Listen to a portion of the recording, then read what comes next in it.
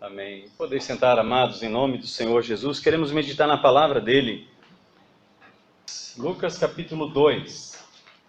Estamos próximos aí do período em que se celebra comercialmente e culturalmente o nascimento de Jesus. No entanto, nós sabemos que a data do dia 24 para o dia 25 de dezembro não é a data do nascimento de Jesus. Até porque, quando José, Maria grávida, vão para Belém, desde Nazaré, foi num período de verão. Porque o rei, o imperador, ele não fazia decretos para que as pessoas cumprissem o seu decreto no inverno, mas sim em dias com possibilidade de viagem, deslocamento. O Império Romano era muito maior do que a Itália. Ele alcançava rincões ao norte, ao sul, ao leste, ao oeste, lugares que no inverno, no hemisfério norte, há neve. E o texto nos diz que Jesus, em Lucas, nos diz que Jesus, ele nasceu numa estrebaria. E aquele local que era usado para colocar alimento aos animais, ele serviu de berço a ele. Os evangelistas, eles escreveram com finalidade. O primeiro evangelho escrito foi o evangelho de Marcos. Marcos não fala do nascimento de Jesus, fala do batismo de Jesus e do ministério de Jesus. João Marcos, ele foi discípulo de Pedro. Pedro andou perto dele e relatou a João Marcos, ou Marcos, conforme o nome grego dele, Johannes, é o nome João, o nome hebreu. Ele relatou, então, com a finalidade de evangelizar as pessoas, falando do poder de Jesus e assim por diante. Mateus, no entanto, ele escreve o seu evangelho, ele relata, então, ele já começa falando sobre a genealogia de Jesus. Porque Mateus tinha como foco a evangelização dos hebreus, dos judeus, daqueles que conheciam a antiga aliança. Por isso que Mateus constantemente diz, para que se cumprisse as Escrituras, para que se cumprisse as Escrituras. Do Egito chamei meu filho, para que se cumprisse as Escrituras. Ele foi para a terra de Naftali, Zebulon, Naftali, Galiléia dos gentios, caminho do mar, para que se cumprisse as Escrituras. E assim, então Mateus provavelmente escreveu em aramaico o evangelho, que depois foi traduzido para o grego e para outras línguas, assim chegou até nós. Lucas, no entanto, ele tem a preocupação de escrever o evangelho para pessoas que não são judeus ou gentios. Ele já começa identificando o seu evangelho como para um homem chamado Teófilo. Theos, em grego, é Deus. Filia é amigo, ou amigo de Deus. Então, todo aquele que quiser ser amigo de Deus é bem-vindo. Mateus faz a genealogia e chega até Abraão, para provar aos judeus que Jesus é descendente de Abraão. Em Abraão, Deus criou um povo, chamado povo de Israel, porque Sara era estéril e com 90 anos ela deu à luz um filho a quem colocou o nome de alegria, ou risada, que é Isaque. E ali Deus criou um povo. Então a prova para os judeus é de que Jesus, ele é o descendente de Abraão, aquele que foi feita a promessa. A ti e ao teu descendente. Lucas, no entanto, ele faz uma genealogia também, mas a genealogia de Lucas vai até Adão. Adão, filho de Deus. Ou seja, Jesus veio não só para o povo judeu, ele veio para todas as pessoas. Lucas, então, tem uma nuance diferente de Mateus e de João, ou ainda de Marcos, porque Lucas relata e coloca o ministério e a assistência das mulheres e fala muito sobre a questão das crianças no seu evangelho. João, no entanto, foi o último evangelho a ser escrito. E talvez você diga assim, mas João não escreveu sobre o nascimento de Jesus. Engano. João falou sobre o nascimento de Jesus. Um dos versículos que a gente decorou quando era criança para o período de Natal é João 1,14. E o Verbo se fez carne, habitou entre nós e vimos a sua glória, glória como a do unigênito do Pai. A palavra grega ali, e habitou entre nós, a palavra habitar ali é tabernacular no grego. Ele tomou a nossa forma de tabernáculo, limitada, visível. O Deus unigênito, que estava junto com Deus, capítulo 1, verso 1. No princípio era o Verbo estava com Deus e o Verbo era Deus. Ele se fez homem. O primeiro versículo da Bíblia tem 7 palavras. A quarta palavra, a palavra intermediária, não é traduzida. É um Aleph e um Tav, na língua hebraica. Na língua grega é o alfa e o ômega. Na língua portuguesa seria o A e o Z. O princípio e o fim. Então, no princípio criou Deus. Que Deus é esse que criou todas essas coisas? O alfa e o ômega. O Deus que criou todas essas coisas, e João segue dizendo, tudo que foi feito por meio dele, sem ele nada do que foi feito se fez. É esse que tabernaculou conosco. E as festas que Deus havia dado através de Moisés ao povo judeu, fala da festa dos tabernáculos, que acontecia no 7º mês, por volta de setembro e outubro. Em Levíticos capítulo 23, verso 33, é fácil de lembrar, Levíticos 23, 33, fala: o Senhor disse a Moisés, fala aos israelitas, desde o dia 15 deste mês, do 7º mês, haverá a festa dos tabernáculos do Senhor, durante 7 dias. Então Jesus, provavelmente, se nós podemos olhar para a Bíblia e ver o que João fala sobre o nascimento de Jesus, nós podemos lançar uma ideia ou identificar o nascimento de Jesus durante a festa dos tabernáculos, entre setembro e outubro do ano, como nós o conhecemos. João fala de Jesus antes da fundação do mundo, João fala de Jesus vindo a este mundo, tomando a nossa forma, e João escreve o seu evangelho para provar que Jesus é Deus. João viu Jesus assentado junto ao Pai no reino de glória. Quando nos evangelhos Jesus diz que daqueles que estavam ali perto dele, alguns não passariam pela morte sem que vissem o reino de Deus em glória. E João viu isso na ilha de Patmos e nos relata esta revelação que é o livro conhecido em português como Apocalipse. Jesus, o Cordeiro de Deus, está junto com o Pai, os 24 anciões, os anjos do céu, todos eles se prostrando diante dele e diante daquele que se assenta no trono, louvando, glorificando e exaltando a Deus. Mas durante o tempo em que Jesus se tornou homem como eu e você, ele se tornou com as mesmas limitações que nós temos. Abra então a sua Bíblia em Lucas capítulo 2, verso 21 até o verso 35, onde lemos da seguinte forma, conforme a Escritura Sagrada.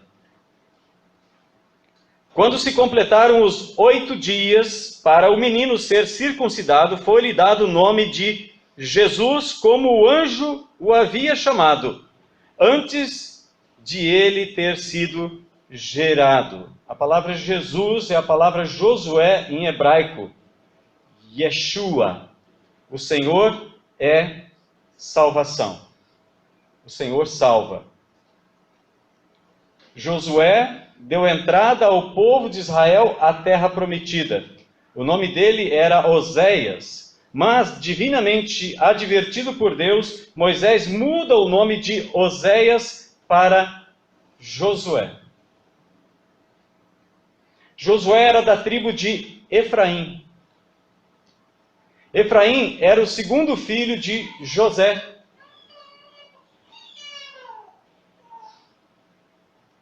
As tribos de Efraim, o reino do norte, foi disperso. E aquele reino se chamava Israel. E Paulo fala aos Gálatas, no capítulo 6, que nós é que somos o Israel de Deus, o Israel espiritual. Existe toda uma analogia na antiga aliança que nos ensina e nos abre o entendimento para compreendermos as escrituras sagradas.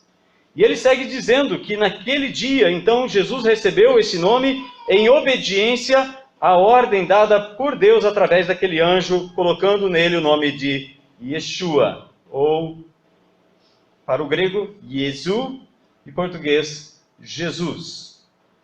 Verso 22. Terminados os dias da purificação deles, que era 33 dias, os 8 dias mais 33 dias. A mulher, no caso, se a mulher tivesse uma menina, seria 66 dias.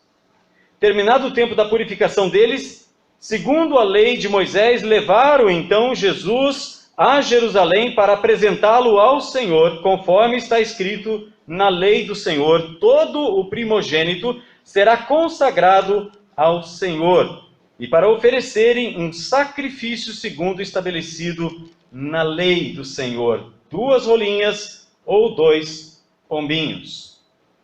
Jesus, conforme se pensava, Lucas capítulo 3 nos fala, no versículo 23, ao começar seu ministério, Jesus tinha cerca de 30 anos, era, como se pensava, filho de José, filho de Eli.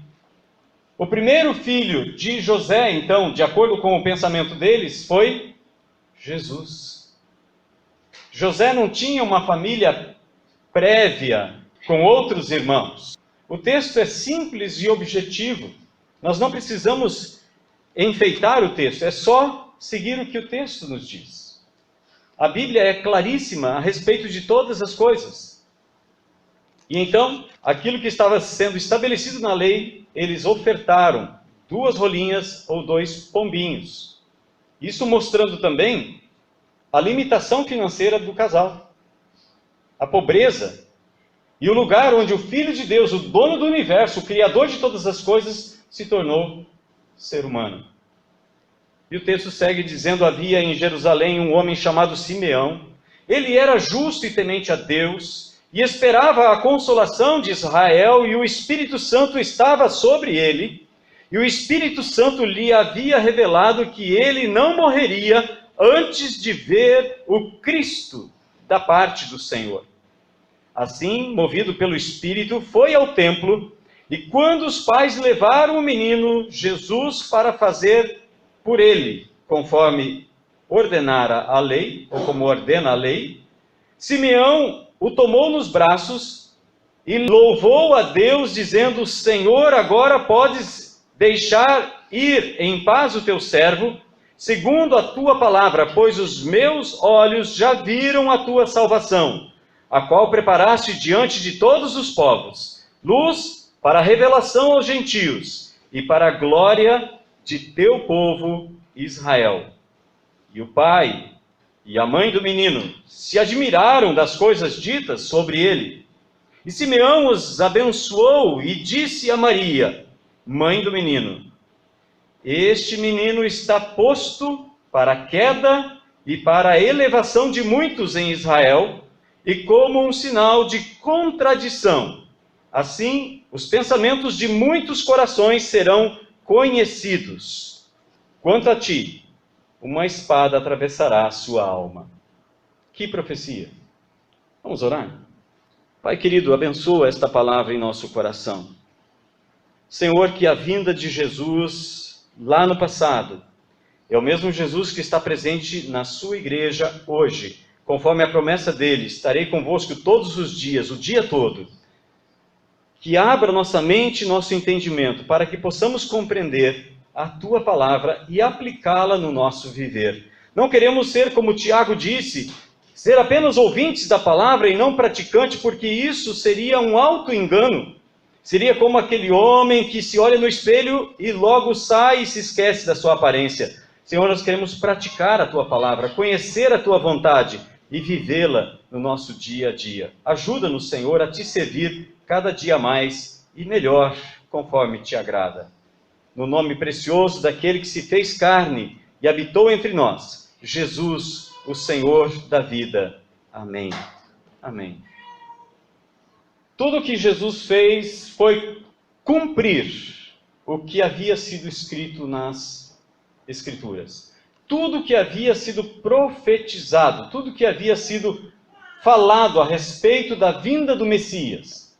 Mais de 300 profecias se cumpriram numa única pessoa. Não havia como ter dúvida alguma de quem é Jesus. Tudo colaborou para que aqueles discípulos que fugiram apavorados quando Jesus foi preso, logo depois, estivessem dispostos a morrer por causa de Jesus. Hoje nós vemos diversas pessoas sofrendo perseguição por causa do nome de Jesus. Pessoas estão perdendo a vida por testemunharem e permanecerem fiéis a Jesus. Nós temos o privilégio de, no nosso país, abrir as portas e falar com o microfone a graça de Deus. Anunciar Jesus, adorar Jesus, adorar o Pai, adorar o Filho, adorar o Espírito Santo. Nós temos essa liberdade. Em muitos lugares, eles se reúnem em porões, eles falam aos ouvidos. Noutros tantos, eles não possuem as Escrituras completas, traduzidas em mãos. Eles pegam uma porção das Escrituras e decoram aquilo. E repassam para outro alguém, para que ele também decore aquilo. Há 3 anos atrás, na China, um país onde a perseguição ao Evangelho é muito grande, uma igreja estava enviando, há 3 anos atrás, 100 mil missionários para o mundo. E nós, com toda a liberdade que temos, com cidades à nossa volta, onde podemos anunciar o Evangelho, às vezes ficamos de braços cruzados. Nos preocupamos apenas conosco, apenas com o nosso ganha-pão. Naquele dia em que Jesus foi levado ao templo, esperar-se-ia que o sumo sacerdote, revelado pelo Espírito Santo, viesse e abençoasse Maria, José e aquela criança. Mas eles estavam muito preocupados em manter o seu lugar de poder. João, no final do capítulo 11, nos fala sobre isso. Eles estão preocupados que os romanos viriam, tirariam o lugar deles e oprimiria o povo. Então é necessário, de acordo com o conselho de Caifás, que um só homem deveria morrer e não sofresse toda a nação. Isso foi, na verdade, uma danação. Porque toda a nação, 30 e poucos anos depois, praticaram antropofagia, por causa da fome, por causa do cerco de 2 anos que Jerusalém sofreu. Encurralados, foram para o alto do monte de Massada, e ali, então, foram finalmente derrotados pelo general Tito, e foram levados para Roma e executados na presença do imperador, que era pai de Tito. Jesus, de acordo com a profecia de Simeão, um homem cheio do Espírito Santo, ele veio para ser motivo de divisão. Lucas capítulo 12, Jesus diz, verso 49 em diante, ele diz: vim lançar fogo sobre a terra, e que mais quero, se ele já está aceso? O fogo já está aceso. Há um batismo com o qual serei batizado. Ele não está se referindo ao batismo que João Batista o batizou, mas um outro batismo. E como me angustio até que ele aconteça. Pensais que vim trazer paz à terra? Não, eu vos digo, mas sim divisão.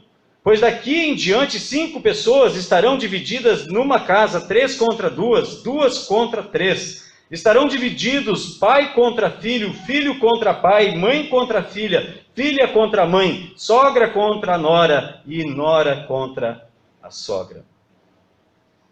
Jesus veio salvar pessoas. Lucas nos fala que ele veio para salvar aquilo que estava perdido. Lucas 19, versículo 10. Ele veio salvar o que estava perdido. Lucas capítulo 15, Jesus fala que ele veio para buscar o que estava perdido.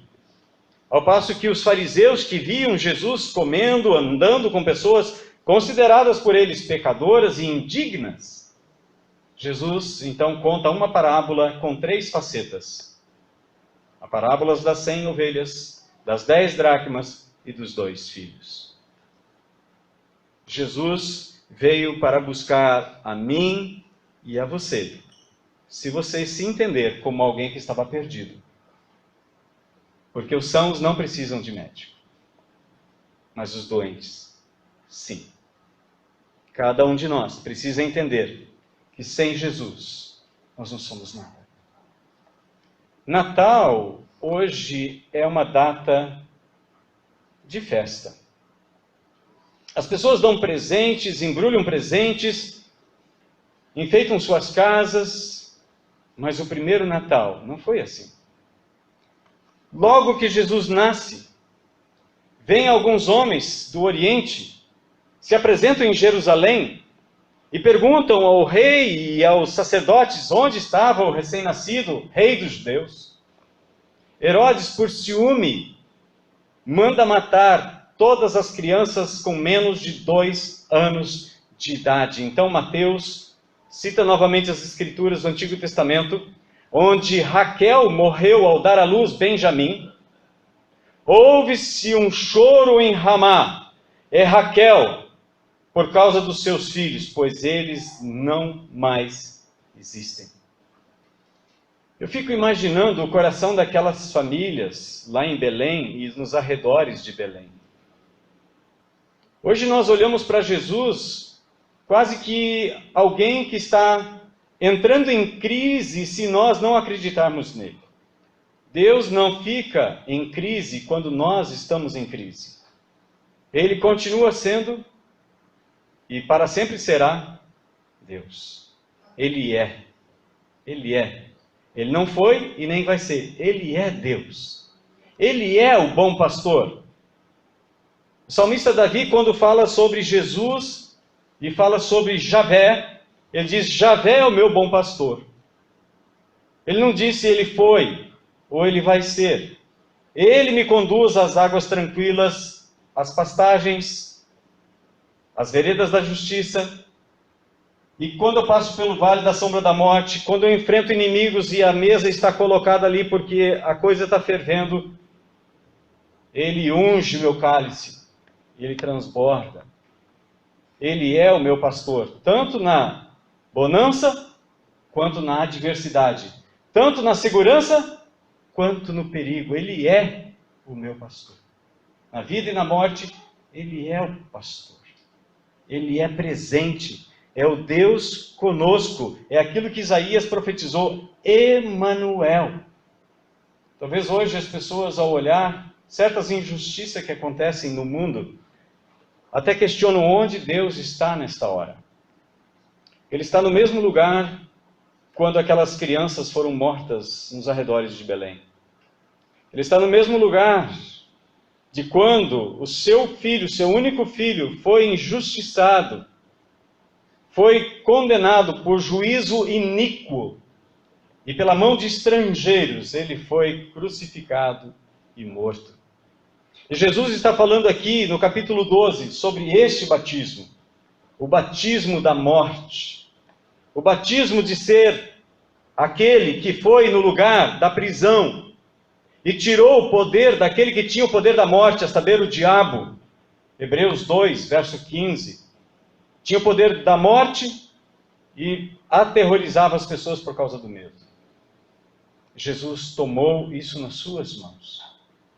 E ele subiu aos céus. E quando subiu, levou cativo o cativeiro. Por isso João profetiza. A palavra do Espírito Santo, ele diz, assim diz o Espírito. Apocalipse 14, verso 13. Bem-aventurados que desde agora morrem no Senhor, porque descansam de suas fadigas e suas obras os acompanham. Há uma recompensa para aquele que é fiel até a morte. Apocalipse 2, verso 10, a parte final. Ser fiel até a morte e dar-te a coroa da vida. Jesus é aquele que coroa, é aquele que recompensa. Por isso no capítulo 22, verso 12, ele diz, eis que venho sem demora, nas minhas mãos está a recompensa, para dar a cada um conforme a sua obra. Fique tranquilo, aquilo que você faz no Senhor não é vão. É isso que Paulo diz em 1 Coríntios 15, verso 58. Fiquem sabendo disso. No Senhor, o vosso trabalho não é vão. No verso 19 do capítulo 15, Paulo fala, se nossa esperança em Jesus for apenas para essa vida, nós somos de todos os homens os mais dignos de piedade. Tadinho deles. Mas o que nós esperamos é um reino inabalável, para que as coisas que são abaláveis desapareçam e o que é inabalável permaneça. Amém? Quando Jesus veio, o Espírito Santo estava ali. Ele encheu João dentro da barriga da sua mãe, Isabel. Isabel estava com 6 meses, talvez 6 meses e meio, 7 meses de gravidez. Maria vai visitar. E na hora que Maria cumprimenta sua parente, João fica cheio do Espírito Santo. Isabel começa a profetizar. Maria começa a profetizar. Falar as grandezas de Deus, o amor de Deus, o que nos aguarda, as bênçãos que nos aguardam. Aquela vila, no dia em que Jesus nasceu, se encheu de júbilo. Belém não era uma cidade grande, por isso Mateus diz, de maneira nenhuma és a menor entre as cidades de Judá, porque de ti virá o guia, o Salvador. Jesus é o nosso guia. Mateus capítulo 23, verso 10, Jesus diz, a ninguém chameis sobre a terra guia, porque um só é o vosso guia, o Cristo. Jesus é aquele que nos dirige, é aquele que nos conduz ao Pai, é aquele que nos liberta das trevas para a sua maravilhosa luz. É Ele que abre a nossa mente, é Ele que abriu a mente, o Espírito Santo que abriu a mente de Simeão para profetizar, e ele profetiza ao coração de Maria. Uma espada vai atravessar o seu coração. E Maria guardava tudo isso em seu coração, ouvindo e meditando. Jesus veio para trazer salvação. Mas o Evangelho, mais do que salvação, também é condenação. É como a poda de uma árvore. O mesmo corte que corta um galho, a parte que fica no tronco, recebe mais seiva. A parte que é cortada, seca e é lançada ao fogo. É o mesmo corte, é a mesma mensagem. Pastor John MacArthur Jr., no seu livro Com Vergonha do Evangelho, ele diz que o Evangelho, ele desbanca toda a arrogância humana, toda a pretensão humana, e diz a mim e a você que nós somos incompetentes para nos salvar. E que nós devemos confiar inteiramente, como Pedro fala na sua primeira carta, no versículo 13, esperar inteiramente na graça de Jesus, que será revelada no dia em que Ele voltar. Então, o Natal, mais do que o nascimento de uma criança, e que o mundo olha que não foi bem recebida, de uma criança que teve como seu primeiro berço um coxo, e o quarto onde ele nasceu era uma estrebaria, e não tinha fraldas, tanto que serviu como sinal as faixas que não eram próprias para uma criança, serviram de sinal para aqueles pastores que estavam lá no campo vir e identificar de que criança aqueles anjos estavam falando. O mundo olha para Jesus com pena. Jesus não pede para você olhar para ele com pena. Jesus pede para que você o receba como ele é. Humilde, manso, como aquele que entrou montado naquele jumento. Profecia de Zacarias, capítulo 9, versículo 9. Eis aí vem o teu rei, montado num jumento, uma cria de jumenta. Ele veio levar o meu fardo e o seu fardo. Ou nós entendemos isso, e entregamos a ele o nosso fardo, e pegamos o fardo dele. Entregamos a ele o controle da nossa vida, e deixamos que o jugo dele nos conduza, porque o jugo dele é suave. Aliás, João disse que os seus mandamentos não são penosos. Do contrário, nós não vamos entender o sentido do Natal. O Natal não tem espírito. Muitos imaginam que tem um espírito de Natal.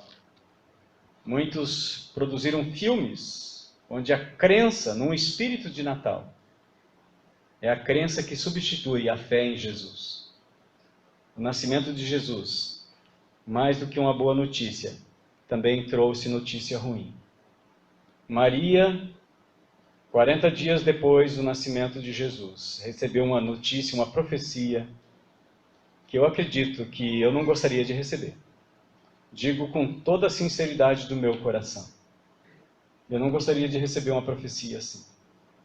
Eu não gostaria de morar numa região onde Jesus nasceu e meus filhos fossem mortos à espada por causa de um rei maluco, ciumento, que queria matar uma criança. Aliás, esse próprio rei matou seus filhos.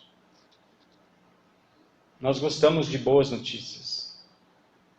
Gostamos de notícias que nos alegram. Mas antes de dizer Feliz Natal a alguém, precisamos entender o preço dessa felicidade. Felicidade não é porque nós nos damos bem. Felicidade é a maneira como nós vamos. E o lugar onde nós vamos chegar é o céu. Até aquele dia, a felicidade é contentamento. Jesus viveu contente com o que recebeu. Ele é o Filho de Deus. Maria, José viveram contentes com aquilo que receberam. Receberam um privilégio indescritível de ver o Filho de Deus, o próprio Salvador deles, crescendo dentro de casa. Em Lucas 2:52, o texto nos diz que ele crescia em graça e formosura diante de Deus e diante dos homens. E em toda a sua vida, ele viveu uma vida de obediência e submissão. Aliás, Paulo diz aos Filipenses que ele foi obediente até a morte, e morte de cruz.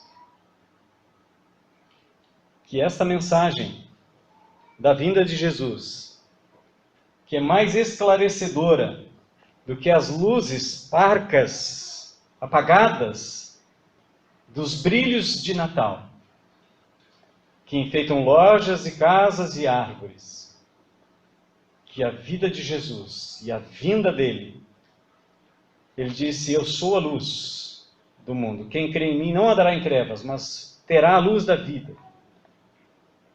E Jesus disse: vocês são a luz do mundo. Então não fique debaixo de um cesto. Brilhe para Jesus. Vamos ficar em pé? Vamos agradecer a Ele, porque foi por causa do amor dEle, foi por causa da graça dEle, que Ele deixou os céus e veio fazer-se homem igual a nós. Ele veio andar nas ruas das cidades empoeiradas de Canaã para que levasse os nossos fardos, os nossos pecados. A Bíblia nos diz que pelas suas pisaduras nós somos sarados. Quando Jesus nasceu na vila de Belém, muitas crianças, muitas mães, muitos pais padeceram, sofreram. O coração de Maria foi atravessado por uma espada. Talvez você tenha seu coração partido por algum motivo. Eu não sei. Mas aquele que entregou o seu filho para que entregasse a vida dele por você, ele sabe o que você sente. Então abra seu coração para ele. Peça para ele vir trazer cura ao seu coração. Peça para ele vir e trazer libertação desse peso. E que Satanás ele seja envergonhado em nome do Senhor Jesus. Jesus o venceu com a morte dele naquela cruz. É o sangue de Jesus que tem o poder para nos purificar. Então o sangue de Jesus tem poder, sim. E ele quer derramar o amor dele no seu coração pelo poder do Espírito Santo, conforme Paulo diz. Romanos 5, verso 5. Leia em casa esse texto.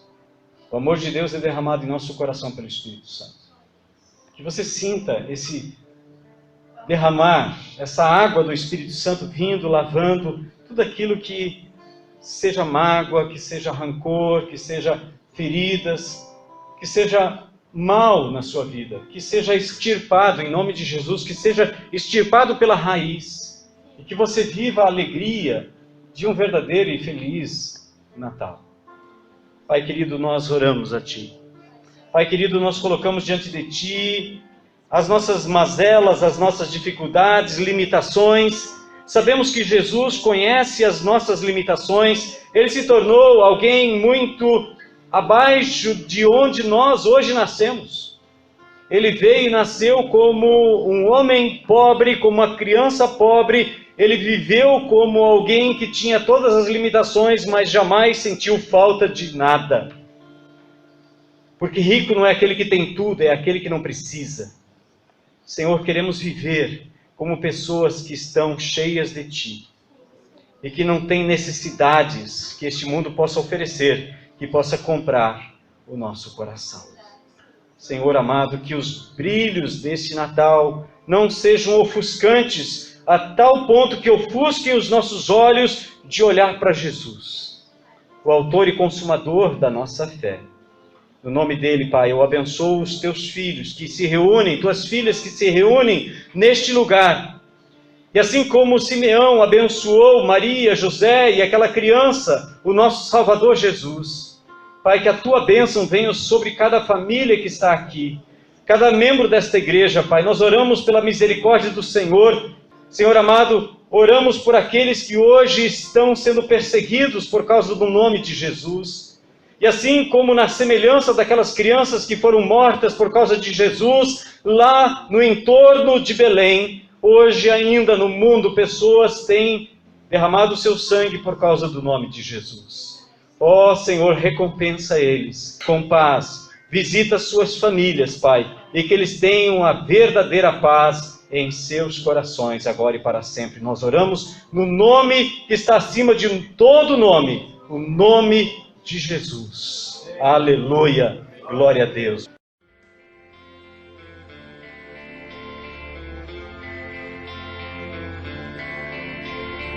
Pai, eu quero te amar, tocar o teu coração e me derramar aos teus pés. Mais perto eu quero estar, Senhor, e te adorar com tudo que eu sou e te render glória, aleluia, aleluia, aleluia, aleluia, aleluia.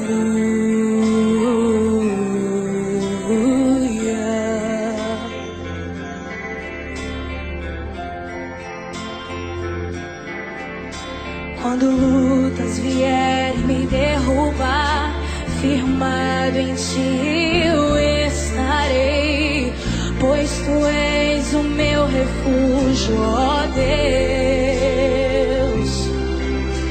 E não importa onde estiver, no vale ou no monte, adorarei, a ti eu